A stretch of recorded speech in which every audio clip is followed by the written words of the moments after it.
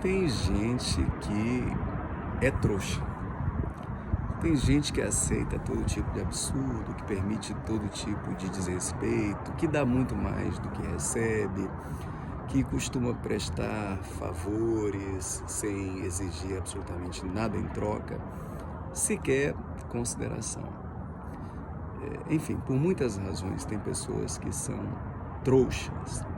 E tem pessoas que sabem que são trouxas. E tem aquele pior tipo de trouxa, que é aquele que é consciente de que é trouxa, que é consciente de que existe alguém que está lhe fazendo de trouxa e ele continua sendo trouxa para aquela mesma pessoa, na esperança de que um dia aquela pessoa que lhe trata como trouxa, que lhe explora, que se serve, que lhe despreza, que deixe de tratar-lhe desta maneira. Então esse é o pior tipo de trouxa, aquele trouxa que é um trouxa consciente, que é trouxa porque quer, que é trouxa sabendo que é trouxa e que tem alguém explorando a sua trouxice. Mas o fato é que ninguém nasceu trouxa. As pessoas assim, não há um gene trouxa, não há uma energia trouxa, não há uma genealogia trouxa. As pessoas, elas não nascem trouxas, elas se tornam trouxas. Tornar-se trouxa é uma construção, é uma decisão tomada todos os dias. É como se aquele que é trouxa, ele optasse por ser trouxa. Não é que o outro o torne trouxa, não é uma herança cultural, nem é uma herança genética.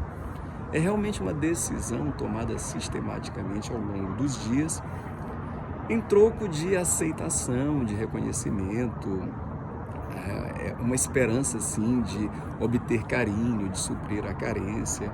E a pessoa toma esta decisão não impondo limites, aceitando coisas, recebendo assim desrespeitos e não se impondo, mas não uma vez ou outra, sempre.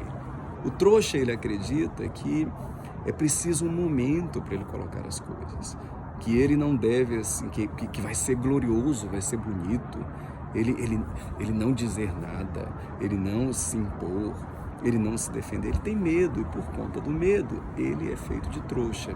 E aí surge uma reputação de trouxa. Todos querem fazê-lo de trouxa porque ele construiu uma ancoragem ruim.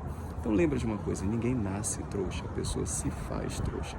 Talvez tu estejas agora te gestando como um trouxa, mas ainda talvez tenha tempo de não permitir que as coisas sigam adiante e fiquem piores, ou talvez tenha tempo de haver um renascimento. Começa a impor limite e tomar decisões melhores na tua vida. O caminho do trouxa não é um caminho de felicidade, é um caminho ridículo.